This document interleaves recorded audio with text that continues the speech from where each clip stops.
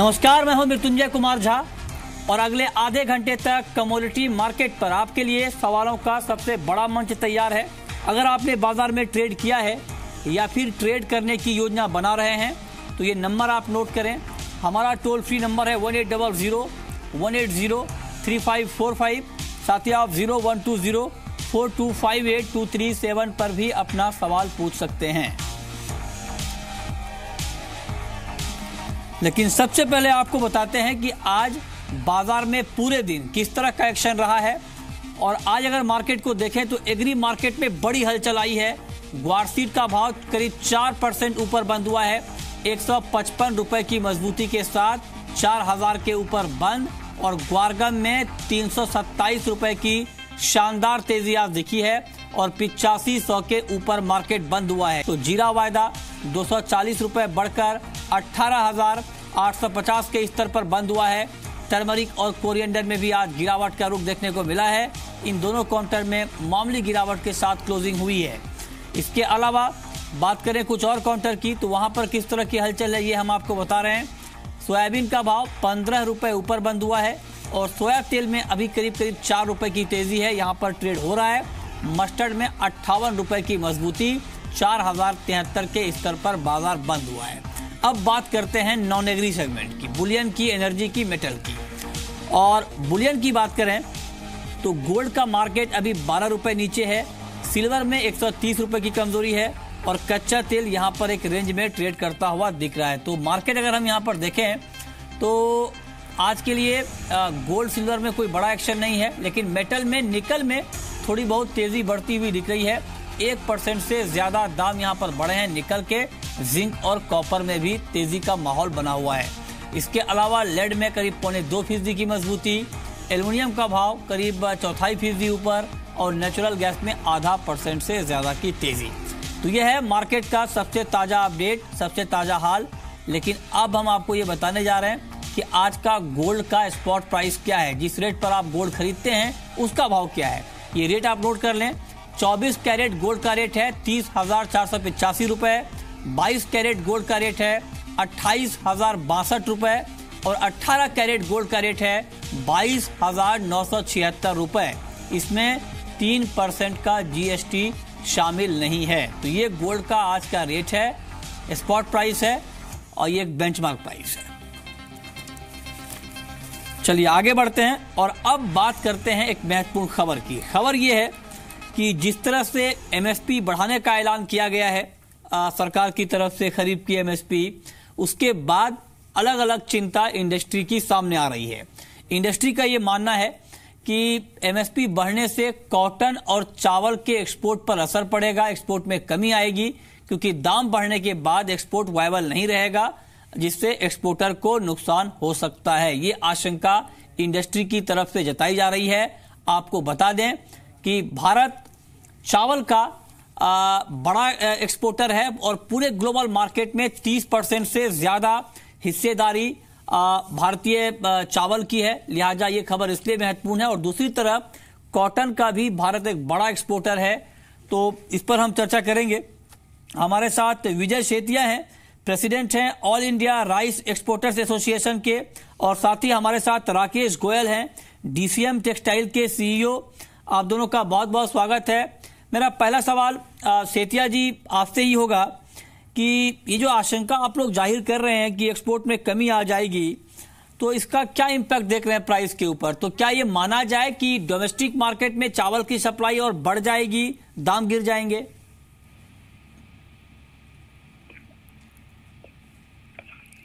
विजय सेतिया, आपको आवाज आ रही है? लगता है कुछ तकनीकी खराबी की वजह से मेरी आवाज उन तक नहीं पहुंच पा रही है। हम दोबारा उनसे जुड़ेंगे। लेकिन इस बीच हमारे साथ राकेश गोयल हैं, जो कि सीईओ हैं डीसीएम टेक्सटाइल के। राकेश जी, स्वागत है आपका जी बिजनेस पर। कॉटन के एक्सपोर्ट पर आप क्या इंपैक्ट देख रहे हैं? जो एमएसपी के अंदर बढ़ोतरी आई है, इससे जो कम वैल्यू एडेड प्रोडक्ट्स हैं कॉटन से रिलेटेड, उनमें एक्सपोर्ट में डिफिकल्टी आएगी 1-2 साल के लिए। जैसे कॉटन जो एक्सपोर्ट होती है एज कॉटन ओनली, ठीक है, उसका प्राइस जो है इंटरनेशनल मार्केट से इंडिया का प्राइस हायर रह सकता है, जिससे एक्सपोर्ट में डिफिकल्टी आएगी। और फिर जैसे उससे कॉटन यार्न बनता है उसमें भी डिफिकल्टी आ सकती है। ओके।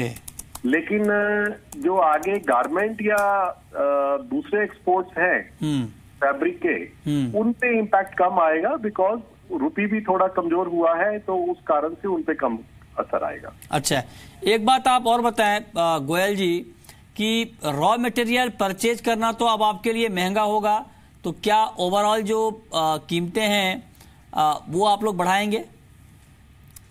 जी हाँ, रेट तो देखिए इस हिसाब से बढ़ेगा। करीब कॉटन में हम लोग हिसाब लगा रहे हैं कि 15-16 रुपए किलो की तेजी पिछले साल जो भाव रहा कॉटन का, उससे इतनी तेजी आ सकती है। ठीक है, लेकिन एक बात और कि चूंकि कॉटन यार्न का जहां तक मैं समझ रहा हूं कि भारत सबसे बड़ा एक्सपोर्टर है, तो कितनी कमी आप देख रहे हैं एक्सपोर्ट में? एक्सपोर्ट पे हम लोग 10% के करीब इसमें कमी आ सकती है इस प्राइस के बढ़ने से। ओके, आप कह रहे हैं कि 10% तक की कमी एक्सपोर्ट में आ सकती है क्योंकि यहाँ पर महंगा हो जाएगा। तो अगर एक्सपोर्ट कम होगा तो फिर तो घरेलू बाजार में सप्लाई ज्यादा होगी, तो दाम तो कम हो जाएंगे।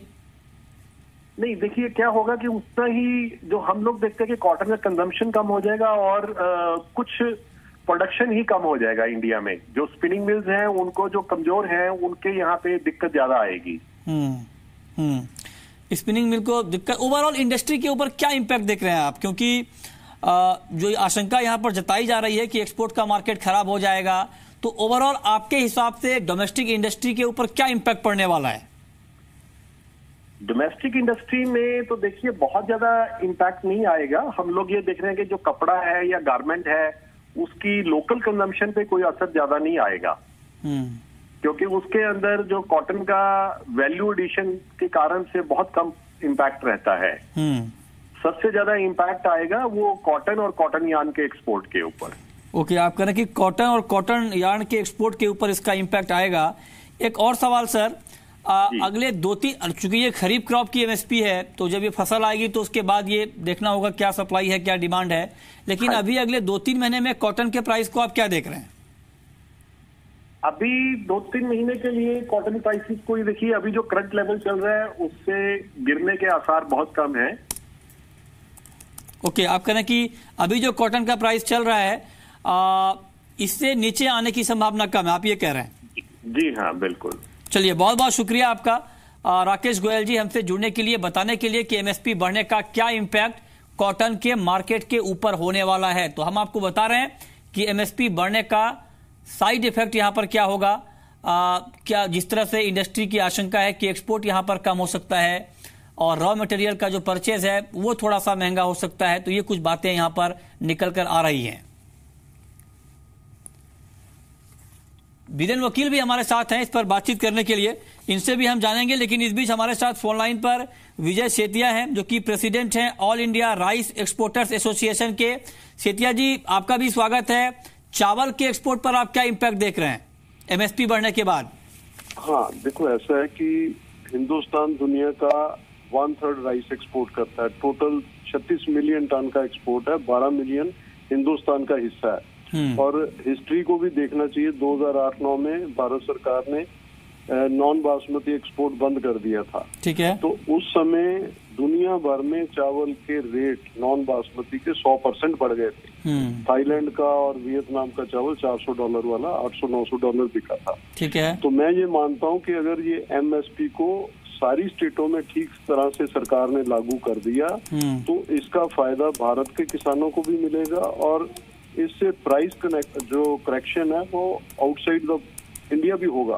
कि इससे चावल के दाम थाईलैंड के भी बढ़ेंगे, वियतनाम के भी बढ़ेंगे।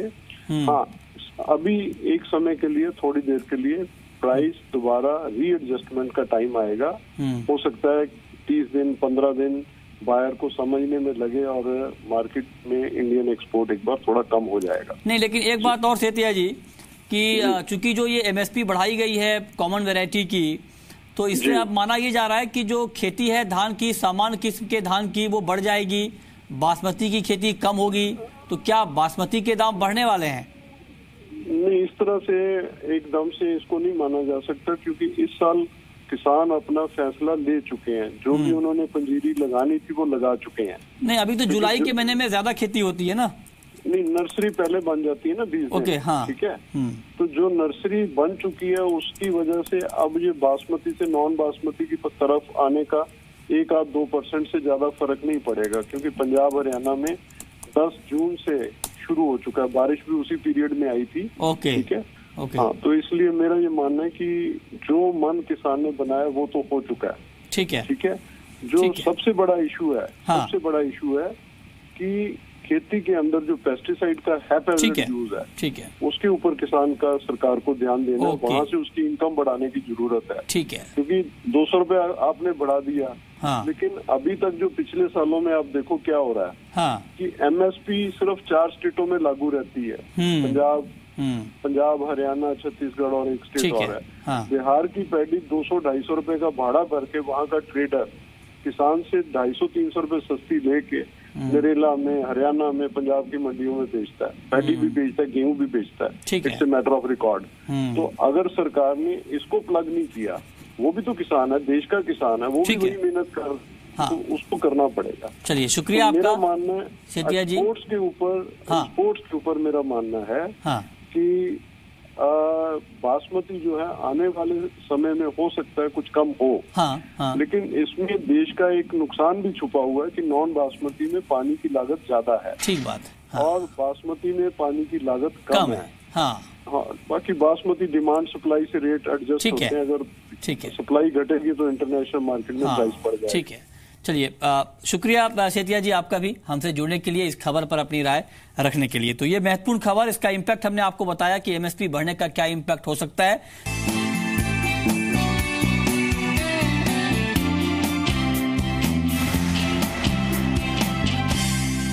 अब शुरू करते हैं सवाल जवाब का सिलसिला। हमारे साथ सोनू अग्रवाल हैं इंदौर से। पूछिए सोनू। मुझे पोजिशनल ट्रेड करना है 1-2 महीने के लिए कॉपर में, तो मैं कहाँ पे कर सकते हैं? ओके, कॉपर में आप 1-2 महीने के लिए पोजिशनल ट्रेड करना चाहते हैं। क्या ये सही वक्त है, सही भाव है करने का ट्रेड? ये हम आपको बताएंगे। बीरेन वकील हमारे साथ हैं पैराडाइम कमोडिटी के, और साथ ही अजय बहेती हैं। आप दोनों का बहुत बहुत स्वागत है। बीरेन, क्या अभी ये जो प्राइस आप देख रहे हैं कॉपर का 437 का, ये सही भाव है पोजिशनल ट्रेड के लिहाज से?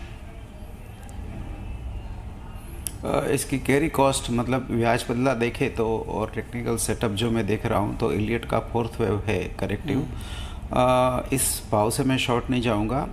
करीबन 455-460 के आसपास मैं शॉर्ट जाऊँगा। मेरा लंबा टारगेट 405-390 रहेगा और मेरा स्टॉप लॉस 470 रहेगा।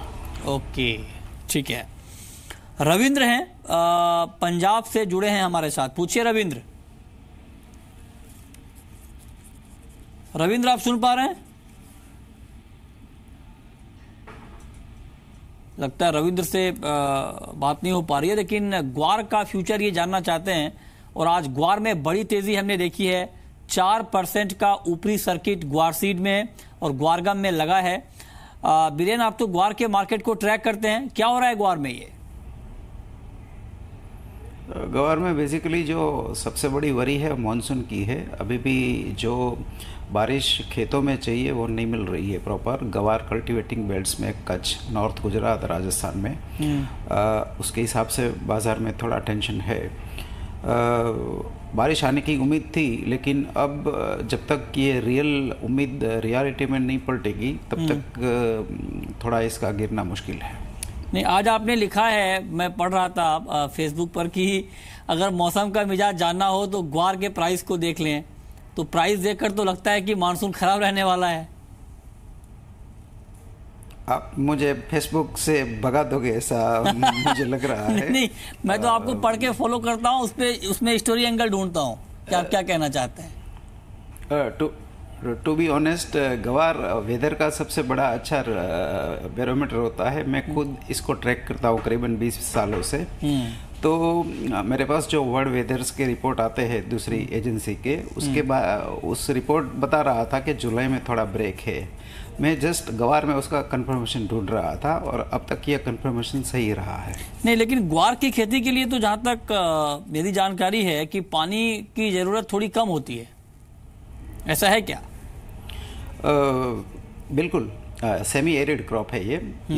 इसको पानी की जरूरत काफी कम रहती है, लेकिन उसको सही समय पे पानी चाहिए। हाँ, ये बात और तो ठीक है। अगर फ्लावरिंग के बाद जो पानी आए तो पानी उसको नुकसान भी करता है। तो 1965 से जब वेदर मार्केट इंडिया में चालू था, गवार में ये फ्यूचर्स चलते थे रेन के 1965 में, तब से गवार का और रेन का एक बॉन्डिंग हो गया है। ठीक है, चलिए इस पर हम आगे भी कवरेज देंगे कि क्या ग्वार की जो तेजी है ये फंडामेंटल के मुताबिक ही है या फिर इसमें कहीं कुछ और हो रहा है। इस पर पड़ताल जारी है, हम आगे आपको दिखाएंगे। लेकिन हमारे साथ इस बीच मनोज जुड़े हैं मुंबई से। पूछिए मनोज। लगता है मनोज से हमारा संपर्क नहीं हो रहा है। परमजीत है हमारे साथ पंजाब से। पूछिए। जी सर, मुझे सर सबसे जिंक के बारे में पूछना था। हमने ना 3 लॉट बाय किए हुए हैं 202 के भाव पर। 2.2 पे है। हाँ जी सर, और एक 200 पे है। अजय बहती, क्या करना चाहिए इनको, क्योंकि काफी हायर लेवल पर इनकी बाइंग है, भाव काफी नीचे आ चुका है। क्या सुझाव होगा आपका इनके लिए? स्टॉप लॉस मेंटेन करना चाहिए था, जो कि इन्होंने नहीं किया है। फिलहाल के लिए मैं समझता हूँ 185 का स्टॉप लॉस मेंटेन करना चाहिए इनको, क्योंकि ओवरऑल जिंक का ट्रेंड अभी भी बहुत वीक है। मुझे नहीं लगता इसमें कोई बड़ी तेजी की आने वाले समय में उम्मीद करनी चाहिए। आई थिंक 185 के स्टॉप लॉस से वेट करें। अगर एक आपको बाउंस मिल जाता है प्रोबेबली टुवर्ड्स 190 टू 193, तो वहां पर एग्जिट कर सकते हैं। ओके, क्रूड को लेकर के अजय बहेती आपका ताजा आउटलुक क्या है? क्योंकि कच्चा तेल एक बार फिर से दबाव में दिख रहा है। दबाव में इसलिए आया है क्योंकि ट्रंप ने ट्वीट करके ओपेक को कहा है कि आप कीमतों को कम करें, और ओपेक ने रिटेलिएट किया है। ईरान की तरफ से यह बयान आया है ट्रंप के ट्वीट के बाद कि जो पिछले दिनों कच्चे तेल में तेजी आई उसके पीछे ट्रंप का ट्वीट जिम्मेदार है, और ट्रंप के ट्वीट के बाद कच्चे तेल के दाम $10 तक बढ़ गए। तो अब इस तरह की बयानबाजी के बीच क्रूड मार्केट का क्या आउटलुक आप देख रहे हैं? अब देखिए, ये जो न्यूज बार बार आ रही है पिछले 2-3 दिनों से, उसके चलते हुए क्रूड एक दायरे में फंस गया है। आज शाम इन्वेंट्री डेटा भी आएगा क्रूड का यूएस से। तो I think as of now broader trend देखे तो डेफिनेटली तेजी है अभी भी। रिवर्सल का अब तक कोई साइन है नहीं। बिल्कुल शॉर्ट टर्म की बात करें तो मैं समझता हूं नीचे में 5070 का एक अच्छा सपोर्ट है, और अप साइड में 5180, 5200 का एक अच्छा रेजिस्टेंस। आई थिंक दायरे में कारोबार जारी रहेगा। ईदर साइड कहीं ब्रीच होता है तो I think will get a good positional direction. ठीक है, बाबूलाल हैं जोधपुर से। पूछिए बाबूलाल। हेलो जी, पूछें साहब। मैं जोधपुर से बोल रहा हूँ। ये दोनों विद्वान बैठे आपके सामने। मैं आपको बताया था मेरा मकान बिकने वाला गवार के हिसाब से। मेरे पास 1000 बोरी स्टॉक पड़ा है। क्या भाव, दोनों से पूछ के बताओ साहब, क्या भाव बढ़ेंगे नहीं बढ़ेंगे? मेरी स्थिति 1000 बोरी का स्टॉक है, दाम तो काफी बढ़ गए, तो ये तो आपके लिए अच्छी खबर है। बीरेन वकील, रखना चाहिए इनको या बेच देना चाहिए? इसका जुलाई से अक्टूबर का कॉन्ट्रैक्ट का ब्याज बदला काफ़ी अट्रैक्टिव है, करीबन 2.25% का। तो एटलीस्ट 50% हेज कर लेना चाहिए। अच्छा बदला मिल रहा है। ओके, आप कह रहे हैं अच्छा बदला मिल रहा है, तो हेज करने की सलाह आपको बीरेन वकील दे रहे हैं। इस पर आप नज़र रखिए। लेकिन आज मेटल में कुछ काउंटर ऐसे हैं जहां पर ठीक ठाक हलचल दिख रही है। निकल में तेज़ी का माहौल है, तो ऐसे में क्या निकल में अब कुछ बाइंग का मौका आपको बनता हुआ दिख रहा है अजय बहेती? देखिए मृत्युंजय, ओवरऑल मार्केट में, मेटल मार्केट में देखें तो निकल और लेड ये दो कमोडिटी है जो बाकी मेटल्स को आउट परफॉर्म कर रही है। तो I think mixed sort of trading continue रहेगी। निकल पर्सपेक्टिव बात करें तो डेफिनेटली लोअर लेवल्स पे अब बाइंग करके काम करना चाहिए। 970 का एक अच्छा सपोर्ट है। अगर एमसीएक्स निकल की बात करें, वहां पर खरीदारी करके काम किया जा सकता है। साहिल हैं पंजाब से। पूछिए साहिल। कॉटन पे है, जुलाई वाला कॉन्ट्रैक्ट एमसीएक्स पे कॉटन बाय करना चाहिए कि नहीं करना चाहिए? अभी एमसीएक्स जुलाई का कॉटन बाय करना चाहिए या नहीं, क्या सुझाव है आपका बीरेन कॉटन पर?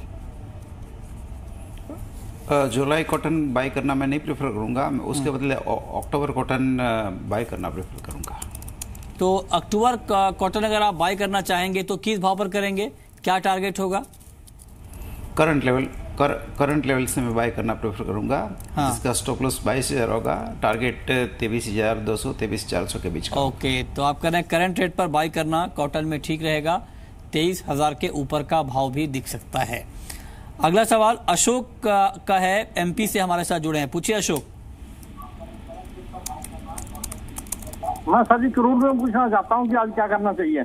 क्रूड में आज क्या करना चाहिए ये आप जानना चाहते हैं। कच्चे तेल में आज के लिए अगर ट्रेड करना हो अजय बहेती, बिल्कुल ताजा भाव पर, करंट मार्केट प्राइस पर, तो क्या सुझाव होगा आपका अगले 6 घंटे के लिए?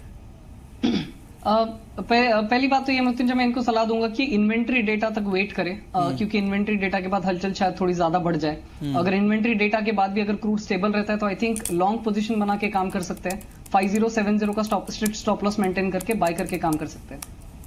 ठीक है, तो इस पर आप नजर रखिए। कह रहे हैं कि इन्वेंट्री डेटा का वेट करें, उसके बाद अगर आप ट्रेड करेंगे तो ये आपके लिए एक ठीक ट्रेड होगा। लेकिन अब वक्त है रैपिड फायर राउंड का, जहां पर हम अपने दोनों जानकारों से जानेंगे कि उनकी पसंदीदा पिक आज के लिए कौन सी है।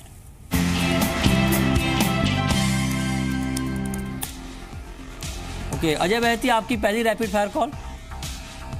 आई थिंक M6 सिल्वर में लोअर लेवल्स पे बाइंग करके काम करना चाहिए। 39,600 के लेवल पे बाई कर सकते हैं। 39,300 का स्टॉप लॉस रहेगा, टारगेट रहेगा 40,100 का। ठीक है, आपकी रैपिड फायर कॉल बीरेन वकील। मैं लेयर शॉर्ट करना प्रेफर करूँगा 165 पे, 167 का स्टॉप लॉस रहेगा, 162, 162.50 का टारगेट रहेगा। आपकी आखिरी कॉल अजय। नेचुरल गैस में करंट लेवल पे बिकवाली करके चल सकते हैं। 201 का स्टॉप लॉस रहेगा, लोअर साइड में टारगेट रहेगा 194 का। ओके, शुक्रिया अजय बहेती आपका और बीरेन वकील आपका भी हमसे जुड़ने के लिए और बताने के लिए कि कमोडिटी में आज कहां पर कमाई के मौके बन रहे हैं। लेकिन चलते चलते आपको दिखाते हैं दिल्ली में बारिश की तस्वीर। और इस मानसून सीजन में पहली बार इतनी झमाझम बारिश हुई है दिल्ली NCR में। आप देख पा रहे हैं तस्वीरों में कि किस तरह की बारिश आज हुई है दिल्ली में, और ज़बरदस्त बारिश हुई है। दोपहर 3 बजे से लेकर शाम के 4 बजे तक करीब करीब 1 घंटे तक भारी बारिश हुई है। और मौसम विभाग का ये अनुमान है कि आज रात में और बारिश दिल्ली और आसपास के इलाकों में हो सकती है। तो दिल्ली वालों को गर्मी से एक बड़ी राहत मिली है और आज काफ़ी अच्छी बारिश हुई है।